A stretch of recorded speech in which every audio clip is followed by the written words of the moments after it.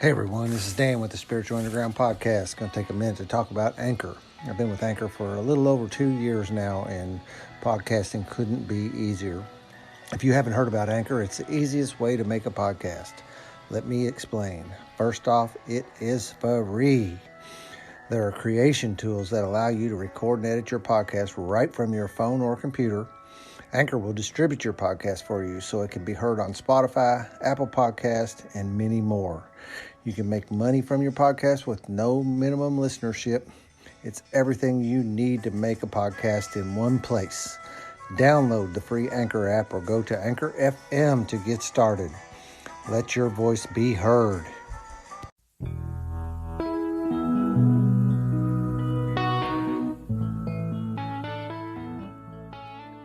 Hey everyone, this is Dan with the Spiritual Underground Podcast. In case this is the first time you bumped into this podcast, it is a 12-step recovery podcast primarily. I do explore other ways that people, other methodologies that people use to find their true selves, but it's primarily 12-step recovery. There's a book, and it's called 12-Step Spiritual Recovery. It's by James Christopher Cone. It is a updated version of the 12 steps. It's geared for anybody to use it, not just alcoholics and addicts and those who fit in the traditional 12-step fellowships. If you're currently in 12-step fellowship and you maybe want to level up, that book would suit you there too. And if maybe you just couldn't feel it in AA or NA or any of the other 12-step fellowships, but still want to utilize the 12-step tools, I guess you could say we're a non-denominational 12-step group. 12-Step Spiritual Recovery by James Christopher Cone on Amazon. We also have meetings and other various typical 12-step fellowship activities, and you can find us at 12stepspiritualrecovery.com, and we have a Facebook page and an Instagram page of the same name. Music wrapped around this is by Darren Frank, and I will get on to it. Ross, Shane, and I were invited to speak on a panel as the three panelists, and what I've done is I've taken our answers and tacked them on here. I didn't want to retain the chairperson's voice, and I tried to cut out everybody else's voice. She sneaks in here and there, but I just felt in the places that it did, it was unavoidable. So you'll hear me break in, and I will state the question she asked us, and then you'll hear our responses. I will apologize for it being a little choppy. I'm probably not at the audio editing level that I would like to be, but one thing this did was give me some practice, and I think the content is definitely worth preserving, and to the best of my abilities I'm going to start using opportunities like this in order to provide content. It is off the cuff, from the gut, from the heart responses to typical or some typical questions about living this life. And frankly, I'm having a really good time doing it, and I know Shane and Ross are also having a blast in their recovery.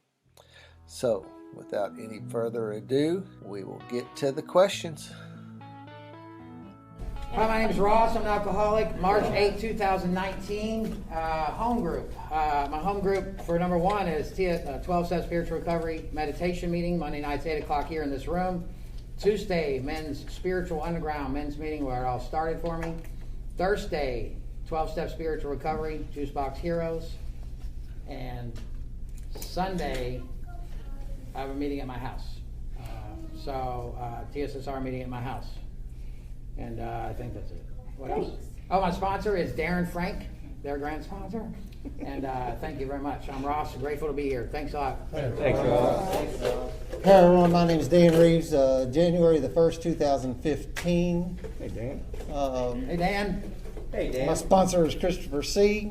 My home group is the Spiritual Underground meeting, which is a men's meeting that meets every Tuesday night at 7:30. I'll throw a little pitch in there for myself. I also host a podcast that is a recovery-based podcast where people tell their stories. So I'm always looking for guests, so if anybody would like to do that, I would love to get your story on my podcast.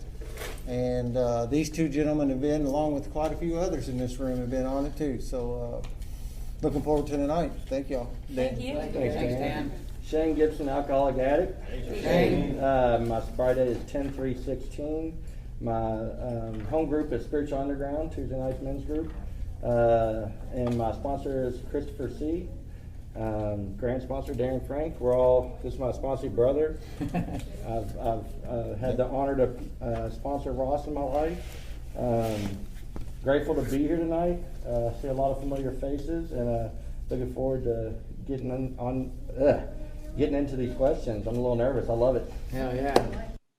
The first question is, what are some things you do each day to improve your conscious contact with God?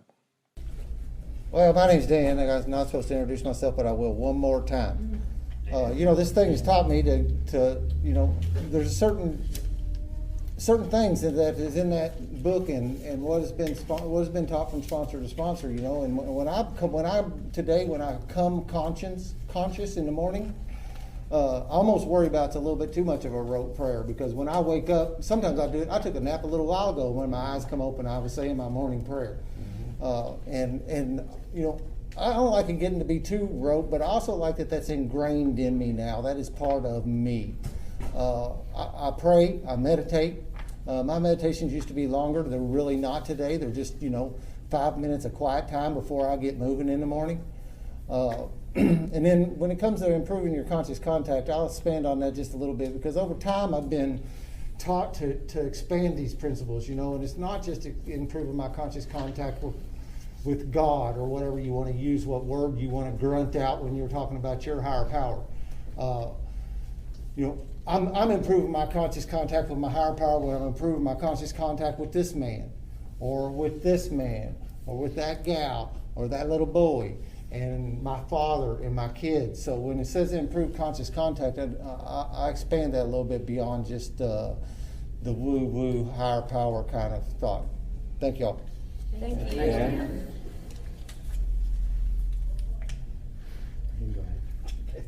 Shane, y'all know who I am. He said it once, twice, 3 times. To piggyback off what he said, I start my day off with prayer. Before I even wake up, really, as soon as I even think I'm awake, I start praying. I usually fall back asleep. And then when I become fully conscious, I go through a certain set of prayers that I go through every day. Another way I stay in conscious contact is I try to meditate all the time, like constantly, just stay in a state of meditation. And how I do that is just focusing on the task at hand, where I'm at right now, and not have all the worries of all the what ifs and where I need to be, or all these other things that are going on in my life. As long as I focus on what I'm doing right now, I'm doing God's work. So I'm staying in the now and carrying this message by practicing these principles in all my affairs. Everywhere I go, I'm looking for some way to help somebody. I'm a plumber. I have my own plumbing company here in Louisville. So I have a chance to interact with a lot of people during the course of a day. And I look for those little opportunities.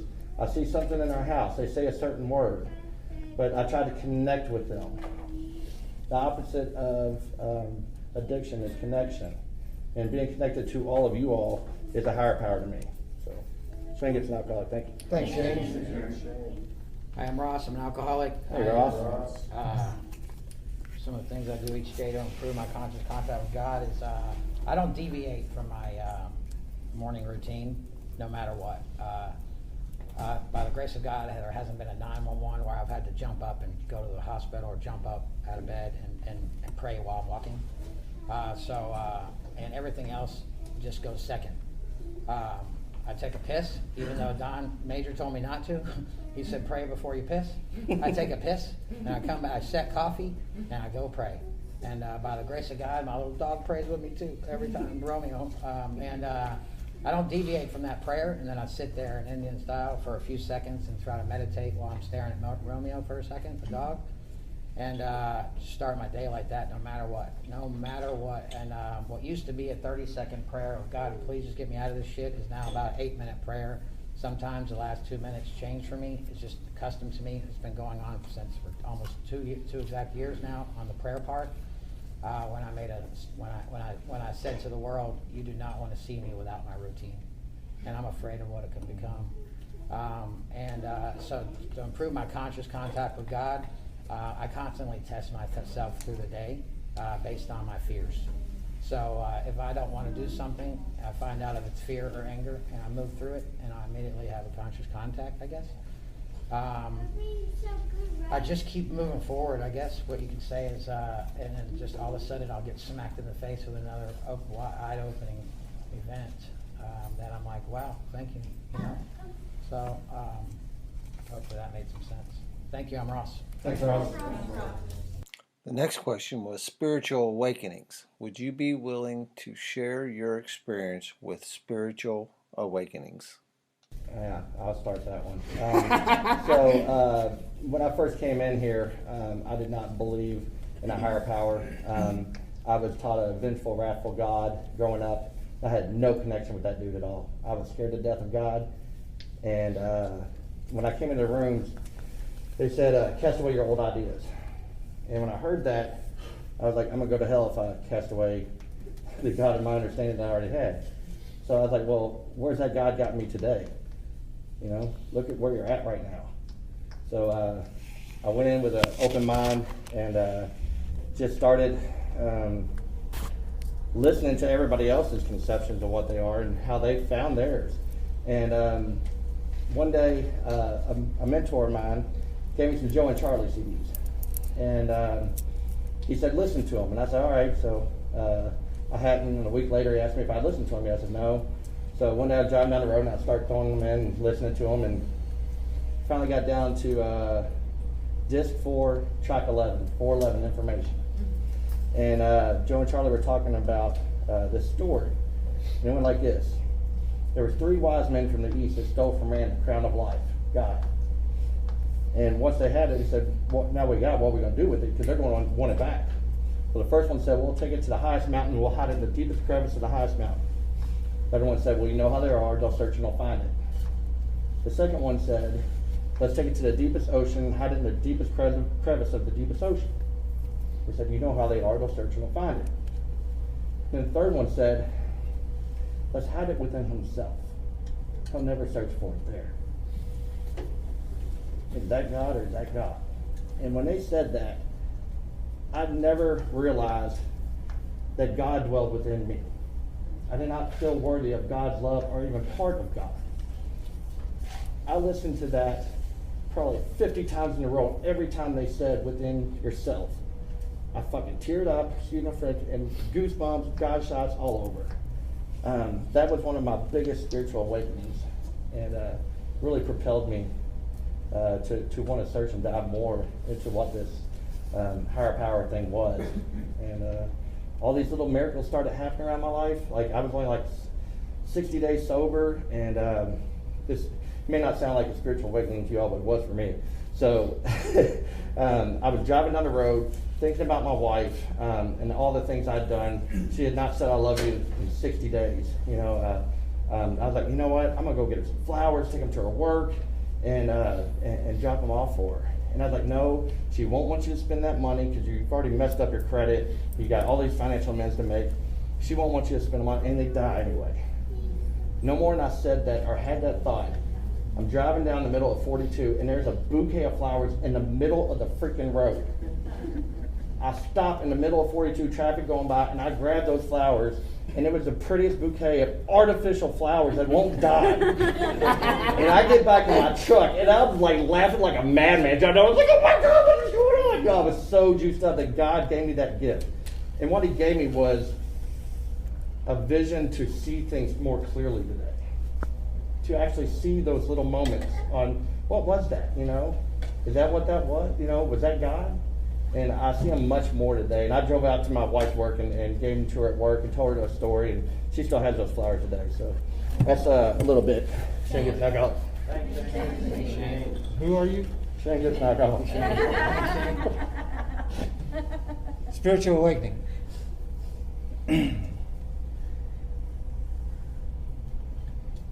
My take is that we start out perfect.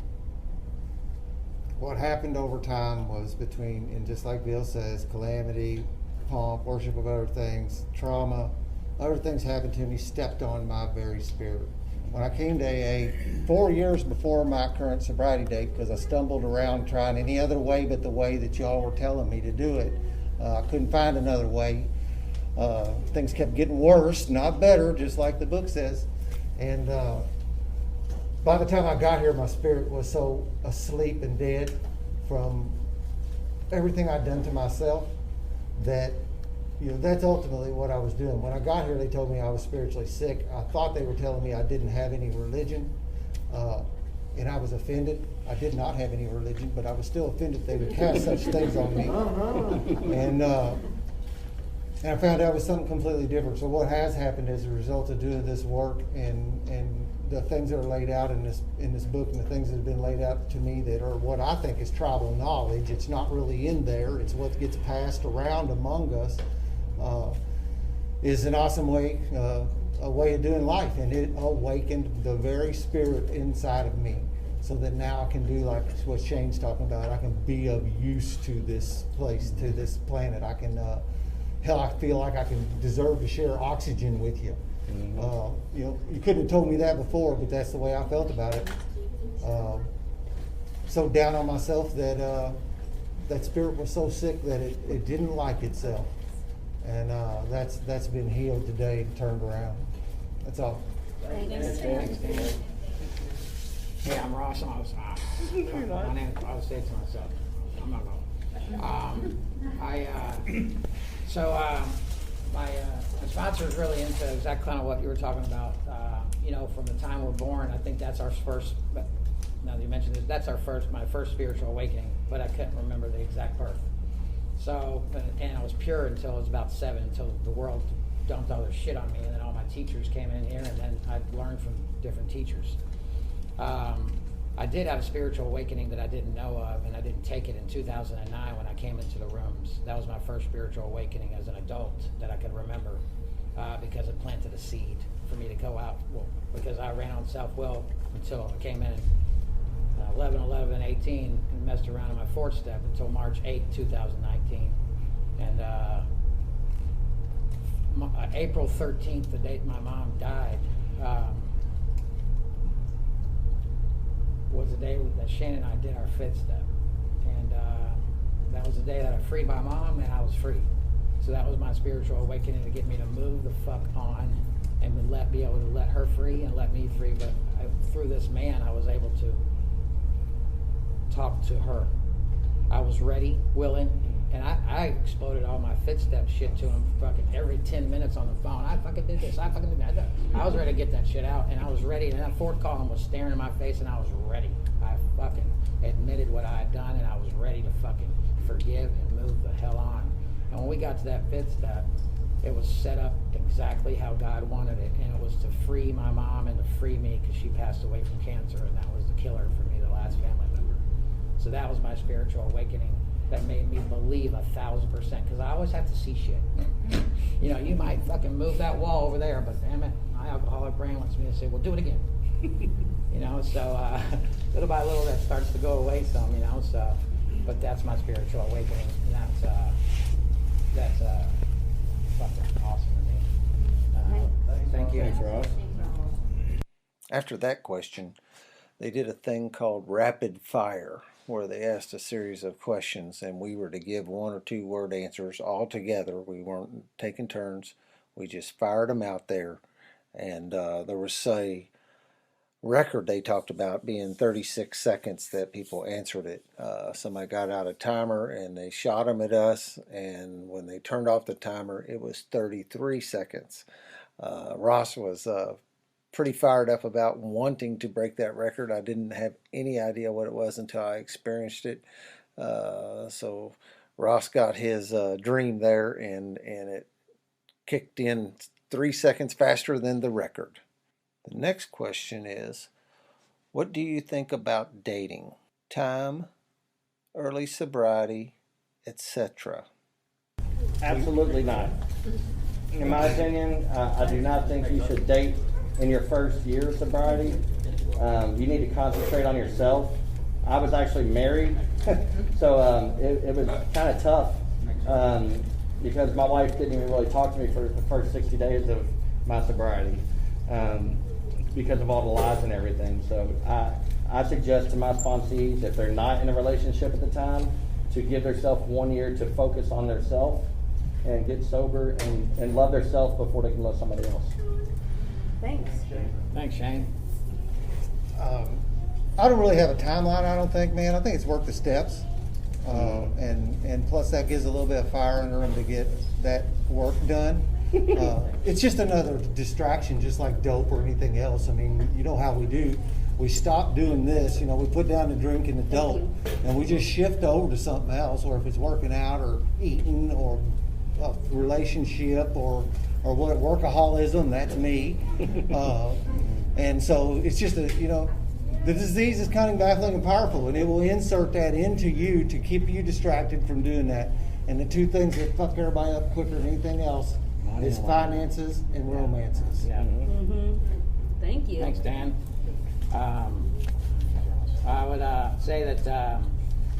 Okay, so if I fight them on it, and if I fight them on it, they're going to do like I did. I'm going to do what the fuck I want. So you have a chance to lose them. You have a chance to not being able to help them. So what I really think that they need to work the steps and then figure out who they are and then go from there. I won't date anybody in sobriety unless they work the steps and they're sponsor people.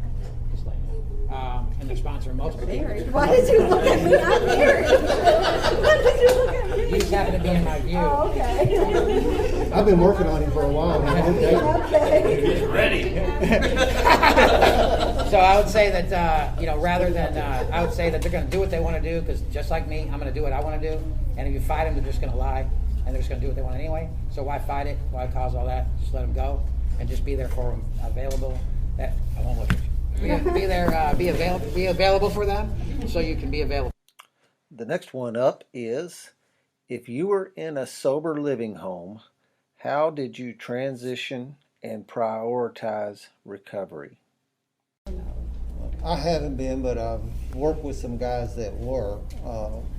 That same kind of, you really received a gift here. If you're able to do that and you actually have this time where you got this window of time where you can actually focus on your recovery and actually put yourself into that and as much as you can, it is a gift. But, it seems to be another thing. You go into a treatment center, you go, day one you want out, right?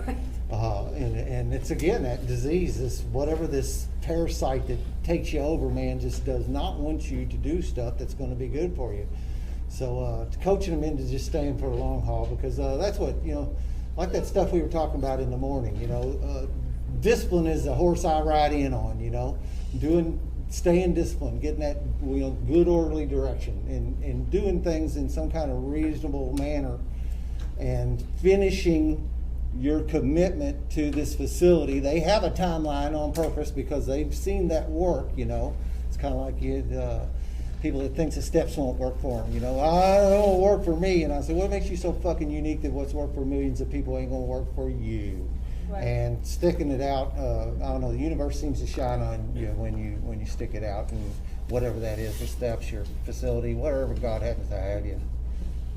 Thanks, Dan. When I checked myself into the brook, and when I did that, I thought I was gonna be there for a long time. I really did. And I thought I was gonna be sober when I came out. And after 5 days of being there detoxing, they were trying to kick me out, and I was scared to death. I was very at ease in there. I felt safe and protected. And I asked if I could stay longer, and they gave me 8 days. So when I got out after 8 days, I was scared to death. I didn't really know how AA worked or any of these other things worked. I'd never tried treatment before in my life. So I don't know if I would have gotten to the sober facility house, if that would have helped me or not. I really don't know. But I know for me personally, I was scared to death to come out of there 8 days sober and come back into the world. So I don't even know if it's part of the question, but I truly believe that people should try to stay in there for a little while just to get some structure in their life instead of getting right back to work and all those other things in their life that stressed them out in the first place. Thanks, Shane. The question is, how would you can you say the question one more time, please? If you were in a sober living home, how did you transition and prioritize recovery? Thanks a lot. Okay, so, thank you. The one that hits me strongest that is prioritizing recovery. So if you come out of, and I've had the pleasure, like you said, we have the pleasure today to help all kinds of people. So the greatest thing about it is that someone coming out of a sober living house, let's say they were in there for 7 months, they come out, they've been safe and protected. So you've been safe and protected, and you have the unity and the bond that you need to find in the world. So the safe and protection is gone, but you feel like you have 7 months. You come out and you keep in touch with your sponsor, and you start day one based on your new program and your new ideas and your new goals and your new work, because you're not so safe and protected anymore, and you feel like you have almost a year, and it fucks a lot of people up because they're like, oh, I got a year, I got this, so the second they think they got it just because they got a few months under them and are safe and protected is the second that our disease comes up, cutting, baffling, powerful. So my suggestion is that last part of that question, it would be putting recovery first. You have to. You have to hang on to your sponsor no matter what and get into the new support group that you have there, or you're dead. I've watched a guy though, now that you say that, go back and help at that facility too, That's pour back beautiful, into yeah. the place that helped you get where you're at, there's no other better way to stay sober and have a True. productive life than to give back what this deal gave you. 100%. Recovery comes first no matter what in my life, period. Next up is, how have you/do you get over your ego in regards to alcoholism? Side note, even after years of sobriety, my ego tells me to be embarrassed and shameful about being an alcoholic. Good question. I don't think you ever get over your ego. That's the battle. That is the eternal thing. At some level, when I talk about the disease or this entity or whatever it is, I think it can also be called my ego. It's a constant state of staying humble, and mostly I find that by helping other people. As long as I continue to pour whatever I've got into other people, that keeps my ego at bay, and that's just what's been working for me for the past 6 years. Just help other people, keeps my ego on the sidelines. He don't get a voice when I'm pouring into you or you or you. Thanks, Dan. Thanks, Jim. No. It said side note. What was the side note question? Well, it was just saying that even after years of sobriety, my Okay. ego tells me to be embarrassed, shameful about being an alcoholic. There you go. Okay, that's the one thing that changed my life. And the kids, hush your mouth, fuck them. If you do this work, there's no reason to be shamed, embarrassed, nothing. Everyone else, it doesn't matter what they think at all. So my suggestion for me is I was through that, and now today I don't care. It doesn't matter to me because it's my life or death on that. If I'm guiltful, if I'm shameful or embarrassed of what I am today, that's being dishonest to myself, and I'm also gonna die. I own up to it by doing the work. That's what gave me the confidence that I was gonna be okay, and it gave me one thing that I've never done before. I actually finished something. I finished something. That was the hardest work I ever wanted to do, and I did it honestly, and I opened myself up, vulnerability to other men, and trusted in something different than me. And today, that is a killer right there. And the only suggestion I can say today is that please go back and talk with your higher power. Maybe a great idea would be to do another third step inventory, maybe do some more work on it, talk to your sponsor, maybe do some soul writing on it, and it's just okay. Or change your people that are making you feel that way. If you cannot do the first thing first, change your surroundings, change your friends that you're embarrassed with.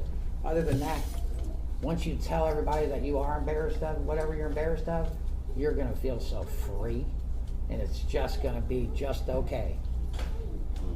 Thank you. Thanks, Ross. I call my ego my amigo, because it's all about me. So when I see my amigo all day, every day, I see him in other people. And when I see something in somebody that bothers me, I just know it's my ego, and I look at that and I turn it back on myself. Say, Travis is looking at me funny, you know what I'm saying? Why's that guy looking at me funny for? Well, when have you looked at somebody funny like that for? You know? There's no somebody cut you off in traffic. When have I cut somebody off in traffic? You know? It's not all about me. They're not doing it personally to me. It's just my ego getting in the way. And I crush my ego every day. I have to, because it's always coming at me, no matter what. And yeah, that's about all I got on that. Sorry. Thanks, Shane. The next question is, at what point did you know enough is enough? I was sitting on my couch, 2 days dope sick, with a gun in my hand about to blow my brains out. And I knew at that point that I was done. And the thought of not being able, or somebody else telling my story about what a person I was after they found out everything I had done once I was dead, because they were going to find out all the lies and figure out what had happened. I didn't want them to tell my story. I wanted to tell my own story. And that's actually what kind of helped keep me sober, or keep me from killing myself that day. I wanted to tell my own story. And I get to do that today by being here with you all and tell my own story on how I survived this fucking disease. Thanks. Hi, I'm Ross, an alcoholic. My enough was enough was March 8th. I decided I didn't want to hurt anybody anymore. Never again. March 8th, 2019. Thanks, Ross. Thanks, Ross. Man, I don't know that I ever really felt like I got there. You know, my turning point, what happened was that I had turned to breaking in houses, stealing pain pills, and I got caught. And that still wasn't enough. I went 6 more months after that going to court and watching this prison sentence loom over my shoulders. What happened is that this weight got lifted off of me while I did the work, and I did the work under a desperation move of being the only thing. Some guy conned me into believing that if I did this work, I wouldn't go to prison. Right. And I didn't believe him for a minute. But goddamn, he wasn't right. Thanks, Dan. Thanks, Dan. Once again, my apologies for this being a little choppy. Next question is, what is the hardest step you ever worked and why? Step 1. Mine too. Yeah, step 1 was, up until I did it, you know, but I always tried to quit on my own and didn't tell anybody. Nobody knew that I was an addict or an alcoholic. Not one person in my life knew it. And the day I told on my disease, I was free of that. But God, what was the question again? I just went blank. Yeah, step 1. Yeah, step 1. But once I did that, all the other steps were easy. I mean, I didn't do them thoroughly the first time, but the second time I did, and the third time I did. So It was thoroughly good at the time. yep. Yep, that's what I thought. Yeah, my first thought was 1 and 3, you know, and 1 is that continuing, because I will still begin to think, and I think that's an echo that everybody you hear, if you hang around here, is that, you know, at some point, some new drink or something is going to tap you on the shoulder and make it look like that's a good idea, you know. And so that knowing that I can't do that I am truly powerless over that stuff. And then this constant working of step 3 of knowing I ain't in charge and just jumping into the stream of life and letting the current take me where it takes me, even though I don't necessarily want to go there sometimes. Thanks, Dan. I think 3, really, because 1, I understood I was powerless and I was unmanageable because I was broken, but I knew I didn't think that God was we were mad at each other. He didn't want me, and I didn't want him, and I was mad at him, and then it was all, I was, guilt, shame, remorse, and I had to do my 3rd step twice. I was high the first time. I wasn't about to go do a 3rd step sober, but not high. And then, I'm not going to talk to God sober. So I think 3, but 1, 2, 3, 1, 2, 3, 3, 2, 1, 3, 2, 1. I mean, it's consistent until I braced. one time embraced. Then I was like, oh wow, maybe one was the hardest, because I was denying, I was in denial, I wasn't surrendering, I wasn't accepting, and then finally embracing them. Oh, okay, cool. And then all of a sudden, you start moving through them. You're like, oh, that was easy. That wasn't really that bad. And now you love them all. You know what I mean? So I think as hard as you make it. I mean, it was insanity when I was doing them and that. So like my brain, like thinking back then, I mean, my total answers today are way different than they were then. I was freaking super sick. And so that would be my answer. 3. Thanks, Ross. You're welcome. And probably my favorite question of the night. Why is a home group so important? And what does your home group mean to you? Wow. Our home group means everything to us. Yes. Everything to us. Our home group is so tight. We go on spiritual retreats to this man's place up in Indiana. He hosts a thing called Spiritual Underground Retreat, and it's actually next weekend. Quite a few fellas in here will be up in Indiana at his place having a spiritual retreat, and we're all in the same home group. We grow and bond and do things together and get vulnerable. We share our deepest emotions, our deepest secrets with each other. Our everyday lives. Every single day, all day. day on Marco Polo. Yeah, we have this app, Marco Polo. And if we're having a bad day, we get on there. If we're having a good day, we get on there. No matter what, we're on there every day. Constant staying connected. contact. Yeah, staying connected. Yeah. It means everything to me. You might laugh about it, man, but I mean that is dead fucking serious with me. My claws in my recovery, grabbing on to these guys. I'm just how serious it is to me. Is that keeping my claws into these guys so that I can walk this walk with them. And it's a little bit like the military, where I'm not shooting my rifle to keep me alive. I'm shooting my rifle to keep these guys alive, and they're shooting theirs to keep me alive. Mm-hmm. So just like how important, if you couldn't feel that. There was a little banter in here, and I'm trying to keep the chairperson's voice out of it as much as possible. So here we go again. It's the energy. That's something we have. We have a very strong energy when we group up together, and that's what it's about, connection.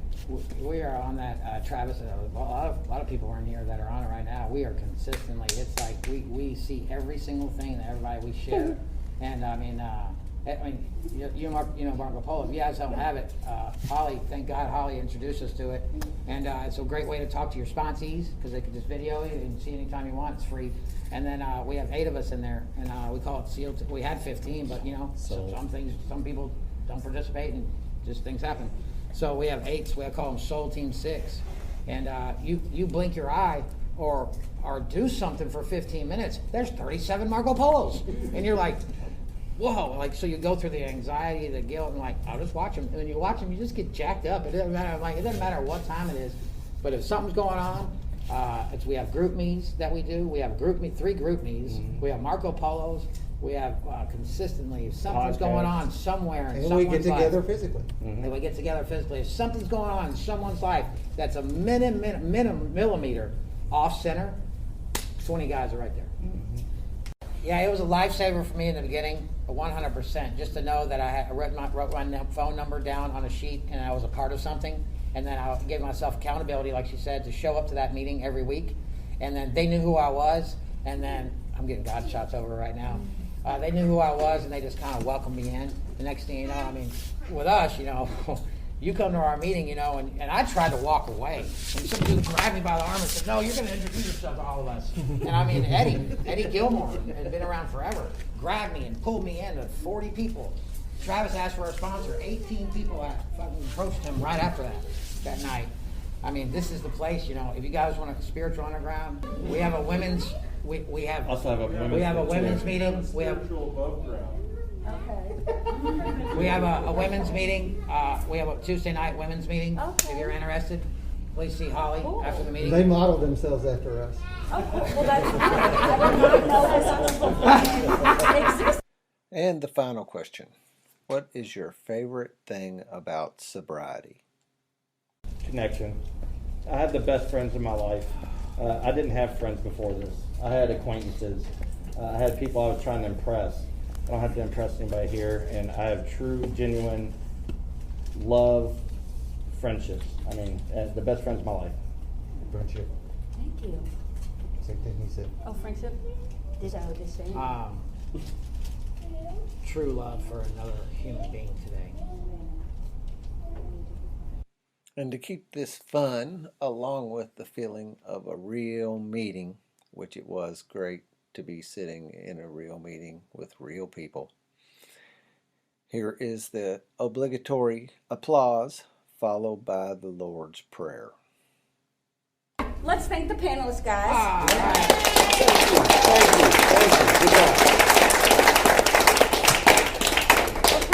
Heck yeah, Toby, let's bring it in. Let's bring this in.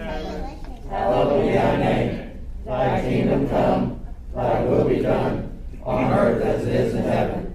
Give us this day our daily bread, and forgive us our trespasses, as we forgive those who trespass against us. And lead us not into temptation, but deliver us from evil. For thine is the kingdom, the power, and the glory forever. Amen. Keep coming back. Get that.